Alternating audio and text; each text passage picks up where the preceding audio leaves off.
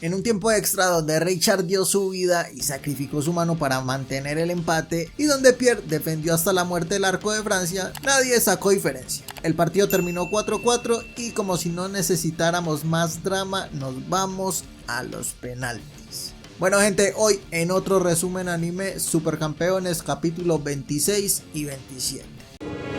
It's showtime. Pierre se aproxima a cobrar el primer penal de Francia. El camino es largo, pero es el capitán, tiene el apoyo del público. ¿Qué podría mal ir sano? Mientras tanto, Richard recuerda que Pierre ya cobró un penalti en el partido y decide esperar hasta el último momento para lanzarse. Cosa que no resulta, pero es lindo que tuviera esperanza. 1-0 para Francia. ¡Oh, maldición! Contra todo pronóstico, el primero en cobrar para Japón es Hyuga, que se carga la responsabilidad de ser el primero, aguantando la presión de los abucheos de los franceses. ¡El macho! La incertidumbre se apodera del momento al ver que a Hyuga aún le duele su pierna. Claro, todo el drama corre por parte de Japón. Es más fácil que un japonés falle a que el arquero francés tape una. A que por cierto, por fin dicen su nombre. Nombre que no diré porque nadie se va a acordar de él. Como sea, Hyuga ignora el dolor, los gritos, todo y saca un fuerte remate del tiro del tigre para empatar y poner la cosa 1 iguales. ¡Qué rápido! Se viene el segundo de Francia, esta vez le corresponde a Bossi, el delantero más random de los random, que apunta a la derecha de Richard, le sale un tirito fácil de adivinar, Richard logra alcanzarlo, pero su mano que está vuelta a mierda no aguanta y el balón logra pasar. 2-1. Ahora la responsabilidad es para Matsuyama, que se pone serio poniéndose su banda en la cabeza para aumentar la concentración. Claro que sí. Con un potente tiro del águila, el líder de la defensa japonesa iguala al marcador 2 para cada uno. Tercer remate para Francia, random número 2, un tal Ferreri, que patea al mismo lugar, a la derecha y con toda la fuerza posible, siguiendo las instrucciones que le dio su capitán. Esta vez Richard lo intenta parar a mano cambiada, pero no es lo suficientemente rápido para llegar con la mano más lejana. 3-2. Para el tercer penalti, Japón no le baja al nivel y manda a Misaki al frente, que se pone sentimental unos segundos, bla bla bla, no tiene mucha importancia, solo podríamos dudar de él porque no tiene un tiro especial con nombre de animal, aunque no se puede dudar del 11 japonés, que la pone en todo el ángulo. 3 iguales. El tercer jugador desconocido de Francia se aproxima a tirar el cuarto penal. Todos sabemos que va directo al lado de la mano lesionada de Richard, que también la tiene muy clara, y se adelanta al remate, algo que vio venir Pierre y el francés cambia el lugar del disparo. 4-3.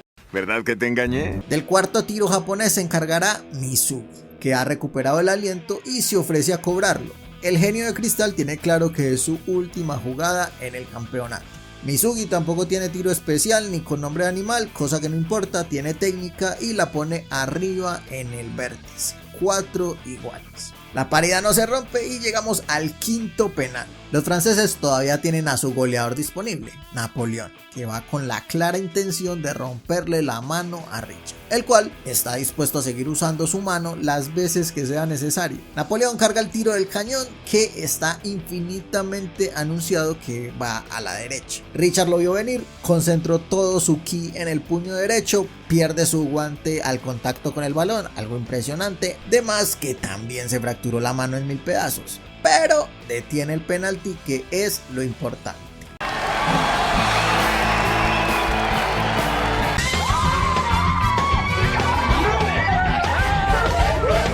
...4-4 queda esto, y después de eso, si nos ponemos serios, realistas y fatalistas, deberían amputarle la mano. Pero bueno, no soy médico, entonces no sé. En fin, turno del Capi, que se quedó hasta el último penalti para robarse todas las cámaras y aparecer en la portada. Inteligente. Para mí, el mejor jugador de cada equipo es el que debe ir primero en los penaltis. ¿A quién le importa? Como sea, Oliver está más tranquilo que Messi a fin de mes y el pobre arquero francés hace lo que puede. Y lo que puede es perder. Gol para Japón, gol para el Capi, lo celebra el mundo, gana Japón gente, Japón a la final. Sin duda el partido más difícil que se ha presentado a la fecha, hasta que veamos cómo le van a hacer para ganarle a los alemanes. si es que ganan, no sabemos. Pero bueno, mucha felicidad por un lado, mucha tristeza por el otro, así como yo al darme cuenta que estás viendo este video sin suscribirte todavía. En fin, suscríbete. Napoleón llora su pérdida y aprende a las malas el significado de la palabra humildad. Misaki y Pierre cambian sus camisas, cosa que no pasa en el manga y que me parece un buen detalle por parte del anime. Los muchachos agradecen a los 5 peludos que fueron al estadio a apoyarlos y Alemania está preparadísima para aplastarlos en la final. Sí, señor. También en la tribuna, el Barbas y Roberto negocian el futuro de Oliver. Si los Ponja ganan la final, Roberto se lo llevará a Brasil. Y si pierden, que es lo que piensa el Barbas que va a pasar, que no confía, podrá tener la oportunidad de reclutarlo. Tampoco olvidemos a Soda, que estaba a punto del infarto en el vestuario porque los compas no llegaban y no tenía ni idea de qué pasaba en el estadio. Unos momentos después. Pasan unos días en los que el equipo recupera fuerzas y se prepara para la final. Benji se lo toma muy en serio y se trasnocha para idear una estrategia para el juego, ya que conoce a todos los alemanes y todo eso. En Japón la expectativa está por las nubes, todo el mundo habla del partido, hasta los boxeadores y Kanda, el pretendiente que nadie conoce de la novia de Oliver. Pero eso es otro tema. Un tema que sí es importante son las bajas que tiene el equipo para la final. Mizugi, Richard y los hermanos Koryoto están fuera de la convocatoria. Izawa y Hyuga están tocados de sus lesiones y podrían llegar al partido con molestias o muy justicos. Claro, la primera decisión y la más sabia es darle la titular a Benji, porque aunque no lo creamos, el entrenador se estaba considerando poner al dios Morisaki de titular. Obviamente desiste de ello, gracias a Dios, porque sería una victoria asegurada para Japón con él en el arco. Sí, claro. Guiño, guiño. Así pues, el entrenador reúne al equipo para informar los titulares, no antes de que Benji llegue con su tarea lista. Un documento que le envió a todos lleno de datos de los jugadores alemanes, fortalezas, debilidades, hábitos que tienen en la cancha y todo con su respectivo video. Este man se hizo el trabajo de los entrenadores con solo 15 años. Muy bien, no siendo más, y ya que Benji hizo el trabajo, pues el entrenador da los titulares. En la delantera va Hyuga y Nita. En el medio campo, Oliver, Misaki, Takeshi y San. Para la defensa estará Matsuyama, Bruce o Ichizaki, como quieran decirle, Gino y Soda.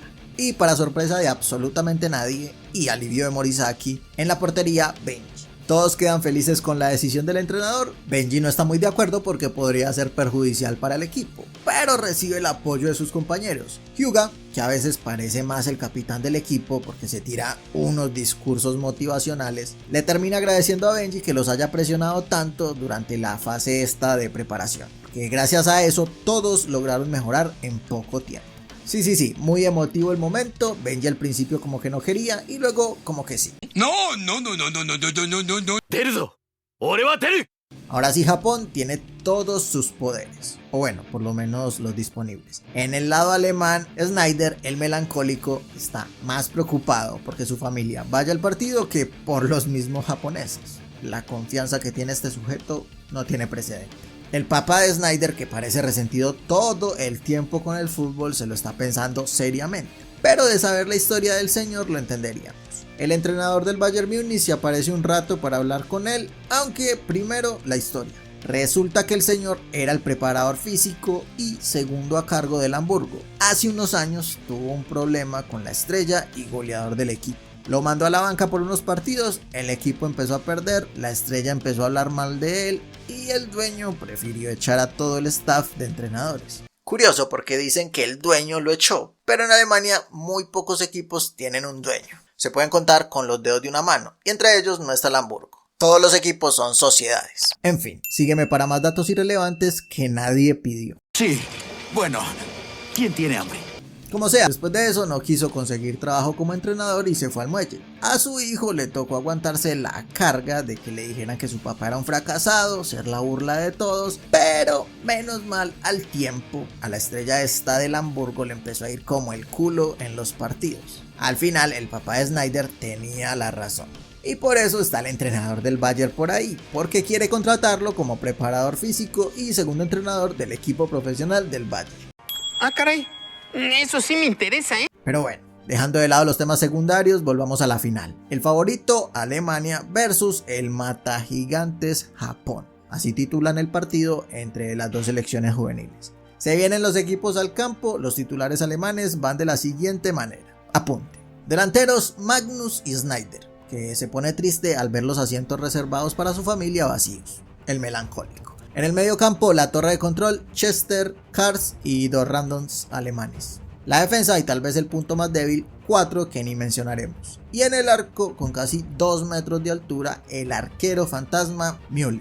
Al anunciar los titulares japoneses, el público estalla al escuchar el nombre de nuestro capitán. Y todo el estadio empieza a corear su nombre. El Capi se ganó el respeto de los franceses después del partidazo que se jugó contra su selección en las semis. Y por último, la sorpresa para todos los presentes, Benji como arquero. Y ahora sí, sin más relleno ni retraso, todo está servido para la gran final. Se viene por boca y nariz, gente. Lo voy a gozar como no lo puedes imaginar. Pero queda para el próximo capítulo. Y bueno, gente, este fue otro resumen anime de Supercampeones capítulo 26 y 27. Ya saben qué hacer. Suscríbanse si son nuevos en el canal, que me ayudaría un montón, la verdad. Denle un like bien brutal, comenten, activen la campana, toda la cosa. Muchas gracias por ver el video y hasta el próximo resumen.